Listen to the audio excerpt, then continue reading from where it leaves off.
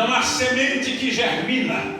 Se não há chuva, não há mantimento dentro de casa. Meu Deus! Isto aconteceu, e foi neste tempo, esse tempo quando Acabe está perseguindo junto com Jezabel os profetas de Deus.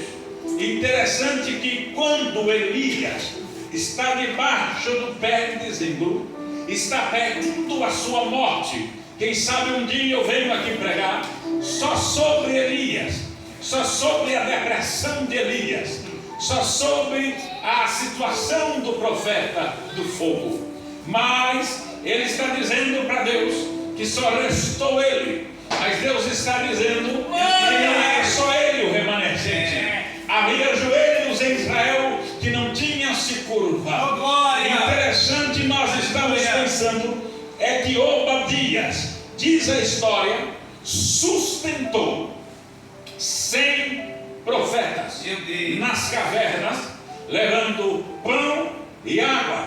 Água e pão, 3 anos e meio, aproximados 1.278 dias.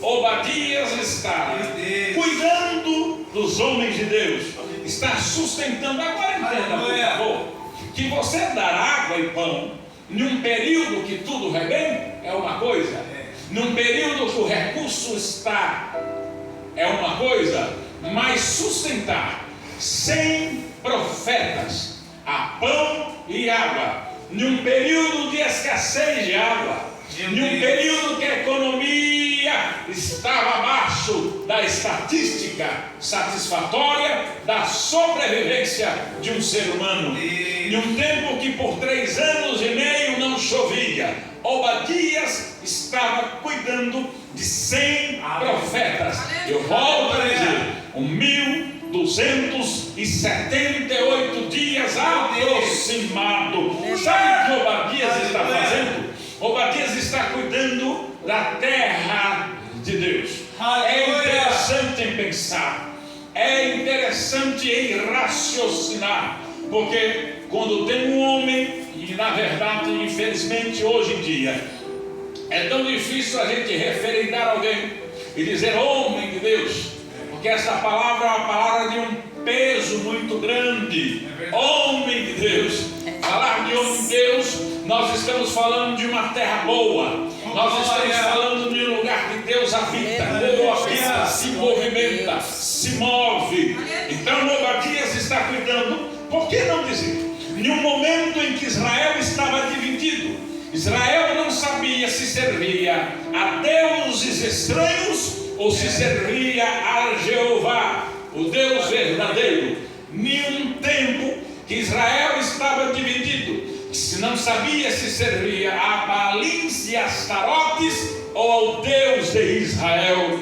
Neste tempo de escassez espiritual, nesse tempo de escassez econômico, existia um homem chamado Obadias, que cuidou, sustentou 1.278 dias aproximados, 100 homens de Deus.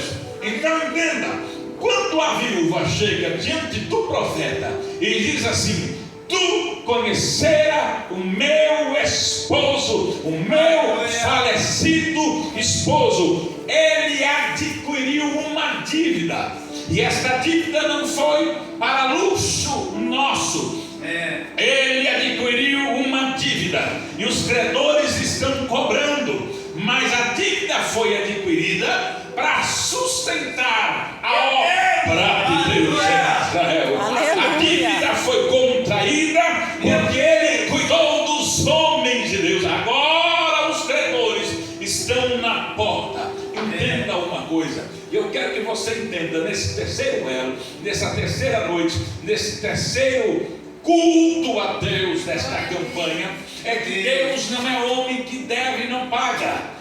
Deus não deve nada para ninguém. Você aleluia, Jesus. Você fala de jeito para alguém. Diga assim: Deus que você ama, Deus que você serve, Ele não deve nada para ninguém.